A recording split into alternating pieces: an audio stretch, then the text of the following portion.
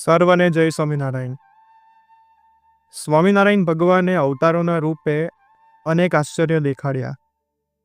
એવી જ રીતે જ્યારે મહારાજ ગઢપુરમાં વિરાજમાન હતા ત્યારે જે શ્રી કૃષ્ણના ઐશ્વર્ય તે અવતારમાં જે કર્યા હતા તે સર્વે મહારાજે તાદૃશ કર્યા। કેવી રીતે તો અનેક ચરિત્રો મહારાજે શ્રી કૃષ્ણની પેઠે કર્યા તે આજે આપણે લીધા છે।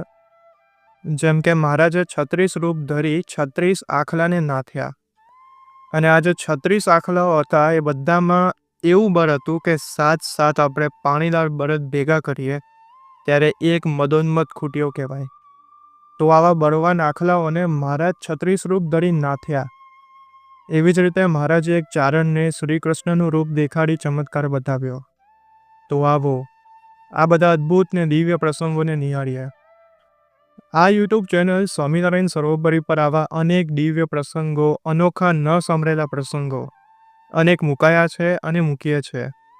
તો જો તમે આ યુટ્યુબ ચેનલ સ્વામિનારાયણ સર્વોપરી પર નવા હોવ તો આ ચેનલને સબસ્ક્રાઈબ કરી નોટિફિકેશન બેલને ઓન કરી રાખજો, જેથી ભવિષ્યમાં જે વિડીયો મૂકવામાં આવે તે તમને પ્રાપ્ત થાય।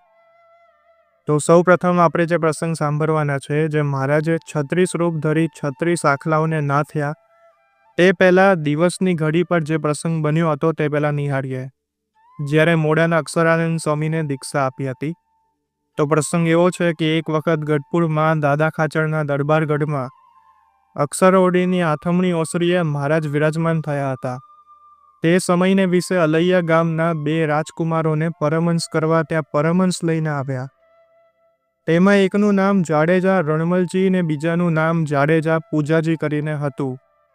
તેમને ભારી મહારાજ ઘણું હસ્યા ને ખુશ થયા ને બોલ્યા કે હે અભય રાજા, આ અમારા પરમહંસ કેવા છે કે મોટા મોટા રાજાઓના કુંવરોને ઉપદેશ કરી પરમહંસ કરે છે।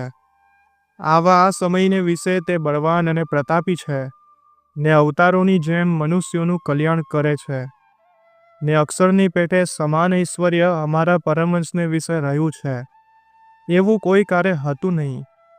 એમ કહી એમ બોલ્યા છે, આ મોટેરા છે તે તો આકાશની જેમ નિર્લેપ છે ને સત્સંગના કામમાં ઘણા ઉપયોગના છે, તેથી તેમને પરમહંસ કરશું।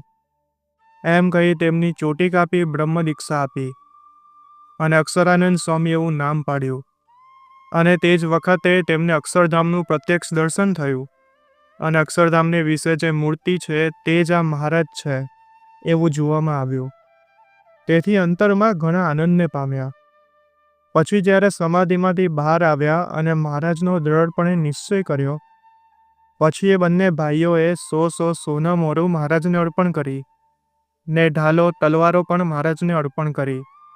પછી મહારાજ બોલ્યા છે, હે જાડેજા પૂજાજી, તમારા સંબંધી મોટા ભાઈને જેમ લાડુબાઈના કારભારી ઠરાવ્યા છે તેમ તમને ઉત્તમ રાજાના કારભારી ઠરાવવા છે। પછી પૂજાજી કહે છે, હે મહારાજ, જેમ આપની મરજી હશે તેમ કરીશ। પછી મહારાજ કહે છે, તમે આજથી ઉત્તમ રાજાની ખેડના કારભારી છો। પછી અભય રાજાએ તે દિવસે અક્ષરાનંદ સ્વામી તથા પૂજાજી પાસે મહારાજની પૂજા કરાવી, મહારાજને થાળ કરી જમાડ્યા અને પરમહંસો તથા સાંખ્યયોગી કર્મયોગી હરિજનને પકવાનની રસોઈ કરી જમાડ્યા। હવે આ બંને રાજાના કુંવર, એમાંથી એક જાડેજા રણમલજી, તેમને અક્ષરાનંદ સ્વામી કર્યા અને બીજા જે જાડેજા પૂજાજી હતા એમને દાદા ખાચરના કારભારી કર્યા। તો હવે જે આપણે પ્રસંગ સાંભળીએ છીએ, કૃષ્ણ પેઠે ઐશ્વર્ય બતાવ્યું, તે આ જ દિવસ સાથે સંકળાયેલો છે। તો આ જ દિવસે જ્યારે પાછલો પોર દિવસ રહ્યો હતો ત્યારે અક્ષરોડીના ફળિયામાં એક મહા મોટું ઐશ્વર્ય વાપર્યું મહારાજે। તે વખતે અભય રાજાને મહારાજ કહે છે, તમારા ધણમાં મોટા વકરી ગયેલા ખૂટિયા છે તે મંગાવો।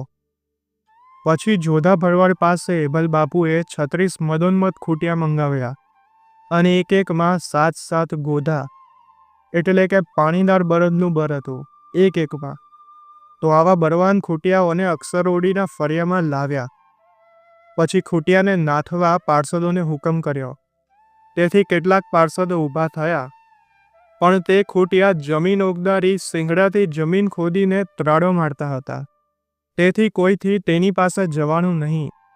પછી મહારાજ બોલ્યા છે, શ્રી કૃષ્ણ ભગવાને જેમ અયોધ્યામાં નગ્ન જીતીના સ્વયંવરમાં વર્ષોને નાથ્યા હતા તે વખત આજ આવી ગયો છે, એમ કહી મહારાજ ઊભા થયા અને તેને જોઈ મહારાજે કમર બાંધી હિન્દુસ્તાની બોલીમાં હાકલ મારી.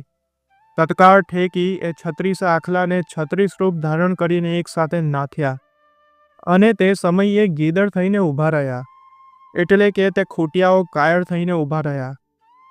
એ અદ્ભુત ચરિત્ર જોઈ અભયરાજા આદિ સર્વ ભક્ત મહાવિસ્મયને પામ્યા અને પૃથ્વીને વિશે રહેલા રાજાઓએ પણ આ ચરિત્ર સાંભળ્યું અને તે સાંભળીને પણ મહાવિસ્મયને પામ્યા. તો મહારાજે આવા અલૌકિક ચરિત્રો કર્યા છે. બીજો પ્રસંગ આપણે નિહાળીએ. મહારાજે ચારણને ચમત્કાર બતાવ્યો. તો એક વખત ગઢપુરને વિશે વાસુદેવ નારાયણના મંદિરનો ઓરડો છે તે જગ્યાએ ઉગમણા બાળનો ઓરડો હતો.